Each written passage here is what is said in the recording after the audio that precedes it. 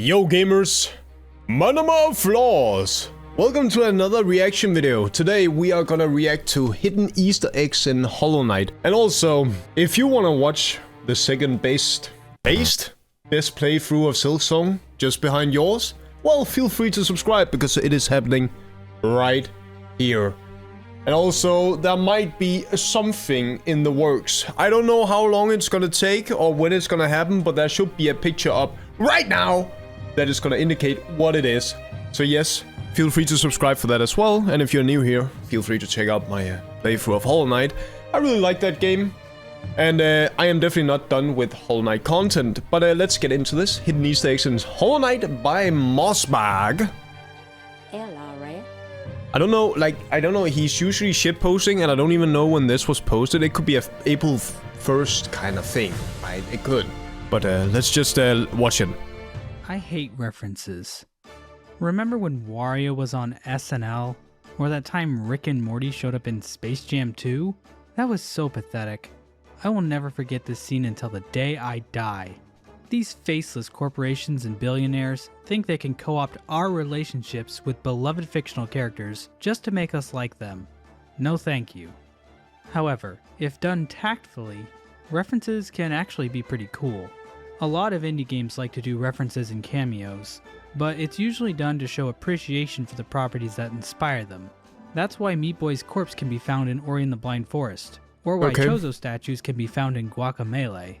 The thing is, there's some issues with me watching mossbag videos because, I haven't played that many games in order to understand all the references he's putting out. So some of you might be like, why is Flaws not understanding anything?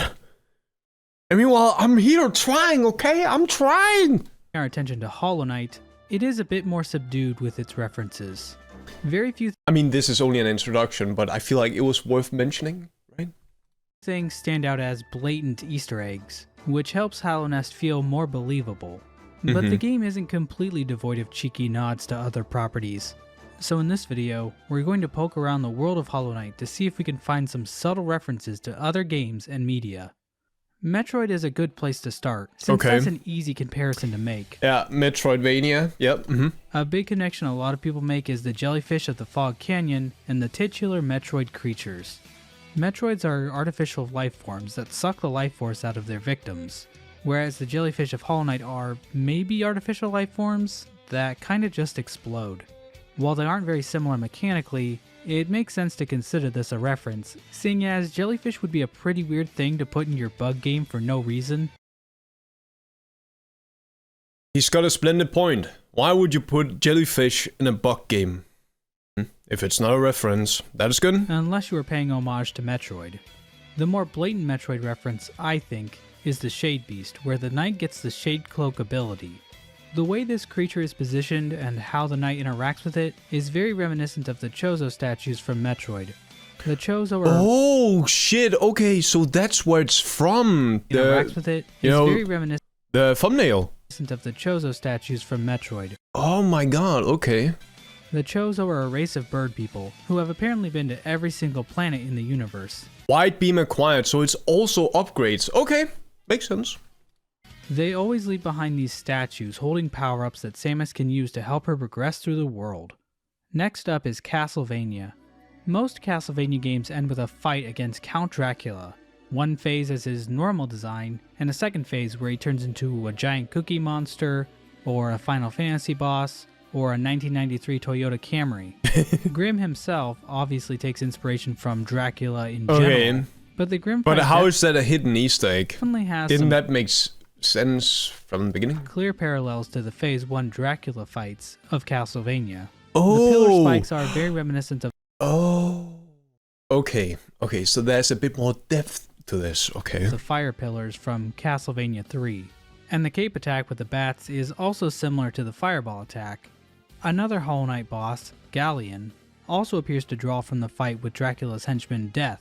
Both fights involve scythes flying around the room. Okay. This one seems pretty vague. And it moves so after the player. Okay. Also, this boss was created by a backer, so it could be that the backer was the one making this reference, not Team Cherry. Could be. In fact, backer content is where the most blatant references can be found. Okay. Waldy in The Spirits Gallade is an obvious nod to the character Guts from the critically acclaimed Yeah.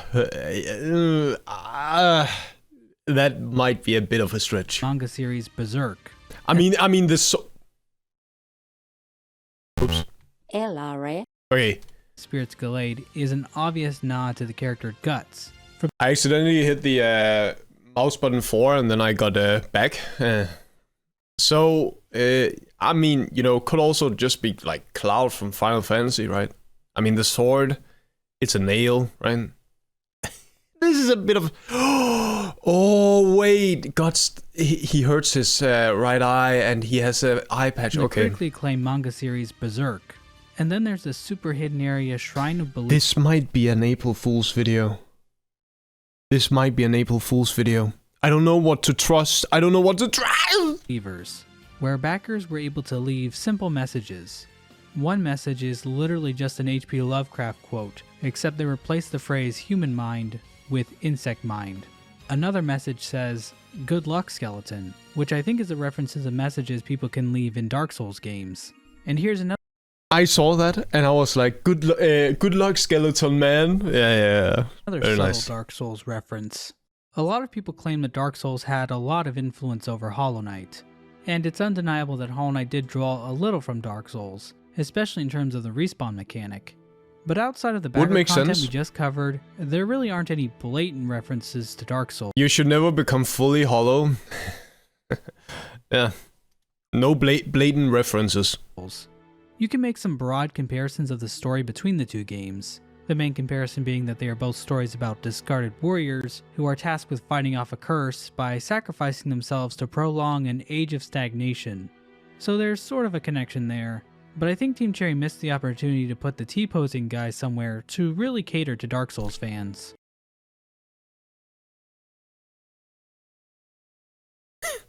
You can't just call Solaire the T-posing guy. Praise the sun! You can't just call him that. Come on now. A similar fantasy theme He's our best friend in the goddamn game. game that Team Cherry actually does mention in their interviews is Xanadu. This old NES game is about a traveler arriving at their hometown at the base of the World Tree. The protagonist finds that an evil one has turned all the dwarves into monsters, who are now attacking the elves, and they now have to free the kingdom of the evil one's curse. Team Cherry has stated explicitly that Hollow Knight's story parallels Xanadu at the beginning. There's a wanderer arriving back to a place they left long ago that is now under some kind of affliction. So you could consider the opening sequence where the knight arrives in Hallownest to be a sort of homage to the opening of Xanadu. But I'll admit, a character arriving at a place is such a standard plot point, it's hard to call this an Easter egg Arriving at a place, yeah. or direct reference.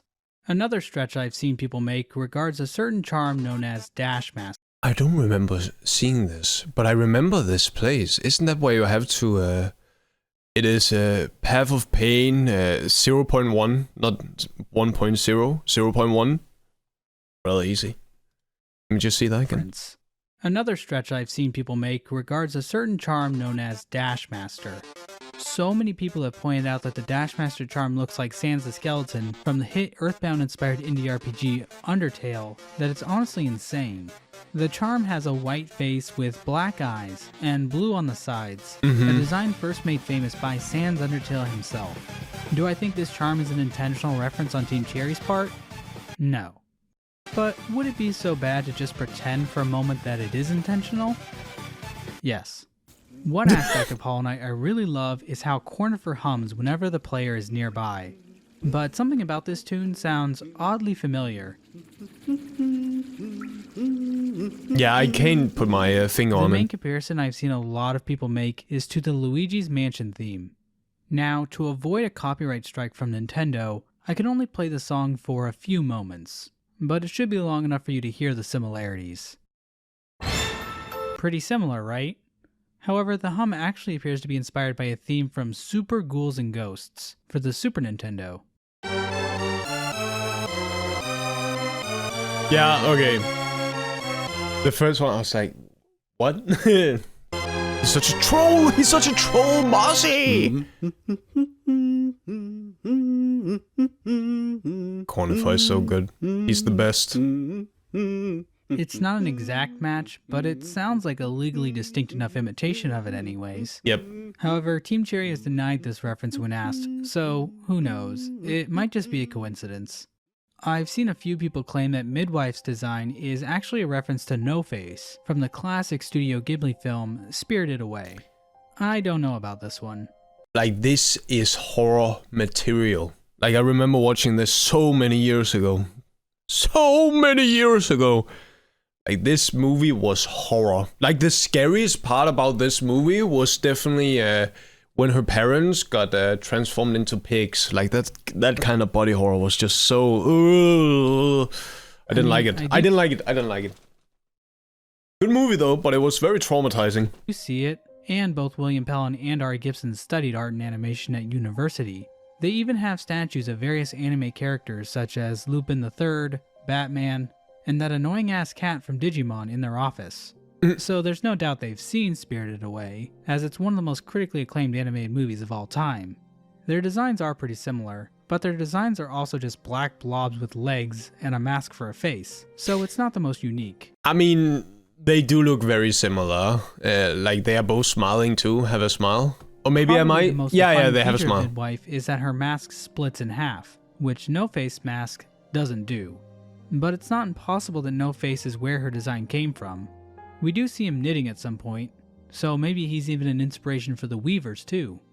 Speaking of anime, I think I should mention Angel's Egg, since Ari Gibson has explicitly mentioned this movie as an influence. I've talked about this 1985 film a few times on this channel, but I think it deserves more attention. This is one of those what the fuck did I just watch kind of movies. It was directed by Mamoru Oshii of Ghost in the Shell fame, and animated by him and Yoshitaka Amano. The plot of the film, if you could even call it that, is about an unnamed girl living in a dilapidated wasteland, carrying around this egg waiting for it to hatch. She eventually meets a man who tries to convince her that the egg is empty, and that she needs to break the egg to truly know what's inside. The film is an inversion of the Noah's Ark story, so there is rain throughout a good portion of the film. The characters visit an abandoned city at one point that eventually becomes submerged in the rain, and we see the bones of several long-dead City of creatures have now Tears. turned into stones in the wall. All of these elements show up in Hollow Knight, even including a fountain as an important landmark in the center of the city. We can even see these influences from the earliest art created for Hollow Knight. Ooh, could be the Pale King's worm. It will be the skeleton of the Pale King's worm. We didn't really see the skeleton. It still had its shell. When it was still forging its own identity. This image evokes the rainy city and stone fossils pretty well, and the original art for the Hollow Knight soundtrack is so similar to the poster art for Angel's Egg that I think it's probably intentional. So consider this a literal Easter egg. Speaking of weird media that Team Cherry might reference in Hollow Knight, let's talk about Dune. Dune is a series of science fiction novels centered around political factions vying for control of a desert planet, rich with a valuable mind-altering substance known as spice melange. The original novel was written in 1965 by Frank Herbert, and is considered by many to be one of the best works of science fiction ever written. Really? Team Cherry read through the Dune books while creating Hollow Knight, so naturally I started reading through them myself to find any sort of parallels. I just recently finished the fourth book, God Emperor of Dune, and while there aren't any explicit references, there are a lot of similarities between certain elements of Dune and Hollow Knight that might be worth discussing. For example, the spice in the Dune novels can give people the ability of foresight, the power to see possible futures depending on the present. In Hollow Knight, the Pale King also has a type of prescience, although the mechanics of it are left vague. In God Emperor of Dune, a giant worm man takes control of the entire galaxy and uses his power to force all of civilization into a sort of stasis, where nothing really changes for thousands of years. This is a little bit similar to what happens in Hallownest after the Hollow Knight was sealed away, although the details behind why it happens in God Emperor of Dune are a little different. I would explain it to you, but we'd probably be here another hour if I did. But there could be one explicit Hollow Knight reference to Dune in that of the Pale King's worm form, which is similar in design to Dune's sandworms, giant beasts that roam the desert planet of Arrakis. In particular, the in-game worm looks a bit like H.R. Geiger's interpretation of the sandworms. H.R. Geiger is the man behind the iconic alien design from Alien. But before that, he did some concept art on an unreleased film adaptation of Dune back in the 1970s. This is by no means the most popular design for the sandworms, and I think it's more likely that Team Cherry didn't actually reference it when designing their game. But I figured it was worth pointing out. There's one final Easter egg I wanted to mention. This is Dung Defender, a character who spends his time wallowing in shit. This might be a clever reference to James Corden. As you can see, Hollow Knight is pretty light on the blatant references, since half the stuff I mentioned in this video I'm not even very sure about, but we can still find a few hints here and there. There are probably a few other possible references that I might have missed, so let me know in the comment section how big of an idiot I am. But all of this discussion does raise an interesting question. Are there any references to Hollow Knight in other games? That sounds like a fantastic topic for someone to make a video about. It would even be a great video for me to link on screen right. I would watch this now, but I am quite frankly don't really have time, so I'm probably gonna, react to this at some other point with another video, so it's a bit longer, because I can't just leave you guys hanging, can I, right? So yes, it has been another little Hollow Knight reaction by mossbag, of course, hidden Easter eggs in Hollow Knight. I also wanted to mention the fact, the picture I showed in the beginning about, a potential return Hollow Knight. It's gonna probably take some time. I don't know when it's gonna be ready, but you guys will know when it is that it comes out, because I will be live streaming it. And of course, I am streaming every Monday and Thursday, but it's not happening right now. It's not happening right now. The mod is not ready, okay? So once again, if you want to watch the second best playthrough of Silksong just behind your own, feel free to subscribe. And thank you all so very much for watching. The friendliest of reminders to give a like and subscribe to stay tuned for more. Yeah, I just said subscribe again. How are you feeling? It helps me a ton, so thank you in advance. And until next time, 3, 2, 1, fades away.